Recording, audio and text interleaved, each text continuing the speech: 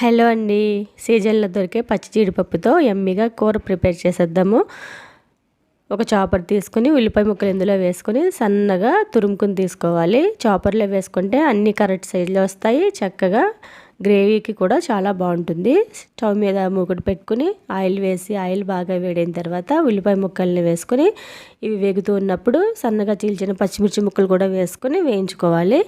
ఇవి వేగేలోపు మసాలా ప్రిపేర్ చేసుకుందాము. మిక్సీ జార్లో దాల్చిన చెక్క, యాలకులు, లవంగి మొగ్గలు, ఒక టమాటో, వేయించి పొడి చేసుకున్న నువ్వులను కూడా వేసుకొని కొద్దిగా వాటర్ వేసి మెత్తగా పేస్ట్ చేసుకోవాలి. ఉల్లిపాయలు బాగా వేగిపోయినాయి. ఇప్పుడు ఇందులో ఈ మసాలా పేస్ట్ను కూడా వేసుకొని పచ్చివాసన పోయే వరకు, ఆయిల్ తేలే వరకు బాగా వేపుకోవాలి. అప్పుడే కూర రుచిగా ఉంటుంది. ఇందులో రుచికి సరిపడినంత కారం, కొద్దిగా పసుపు, కొద్దిగా సాల్ట్ కూడా వేసుకొని బాగా వేపుకొని శుభ్రం చేసి పెట్టుకున్న జీడిపప్పును కూడా వేసుకొని ఒకసారి బాగా వేపుకొని తగినంత వాటర్ వేసుకొని కూరని దగ్గర పడే వరకు, ఆయిల్ తేలే వరకు ఉడికించుకోవాలి.